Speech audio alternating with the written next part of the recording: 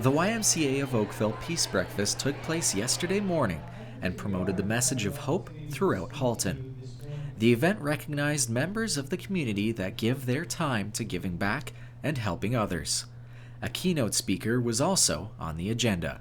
I thank you for the work you do. I thank you for giving your life to something bigger than yourself. I thank you for staying up late, for getting up early, for sacrificing, for doing everything you can to make a difference in this world. I thank you.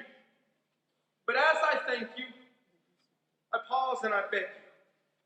I beg you on behalf of these kids who are going to bed at night hungry, who are sleeping on the floor of a homeless shelter, wondering if anybody cares, on behalf of the kid who's sleeping in a car. Inspirational speaker and messenger of hope, Manuel V. Scott, gave one of his authentic, emotional speeches about his life and his journey of hardship, losses, pain, and success. I just wanted to remind people it's Peace Week, YMCA, and just trying to encourage people, remind people that even on their worst day, they can still be someone's best hope. There's so much pain in our world, there's so many people who are hurting, and I just wanted to encourage the audience to be proactive about encouraging and helping others. Yeah, that's it. Unfortunately, Manny does have one small request when he gives these speeches.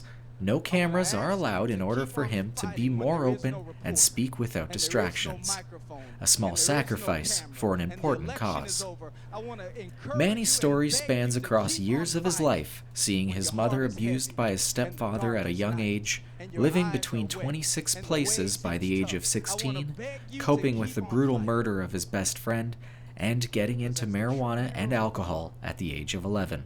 At the time, Manny felt he was destined to live on the streets, until one day he was about to give in to what seemed like a predetermined fate, and a stranger changed his mind. How many young people do you pass on the streets who might be on a metaphorical park bench and all they're waiting for is someone to just sit with them? Martin hooked, he says,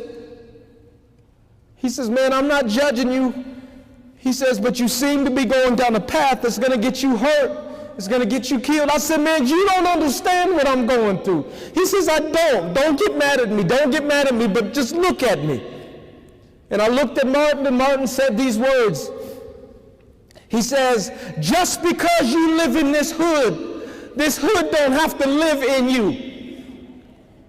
Manny got up from that park bench and flipped to a new page in his life.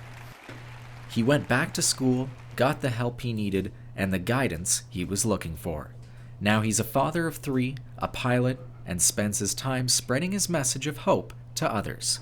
Well, I think everything starts with making a choice. Making a decision that no matter what, I'm going to find a way. I might not know how, but I want more. I'm going to do more. I want to be more. I think it starts with making a choice. And then when it comes to helping others, I think it starts with becoming a student of your students, becoming a student of the people you want to serve. I've learned that if you try to serve someone you don't really understand, you can sometimes become a benevolent oppressor or do more harm than good. And so it starts with, I have a heart to serve. I want to learn. How can I help you? How can I serve you? And just loving people, building relationships with people, I think it starts right there. Reporting for Halton Insider, I'm Shane Lansing.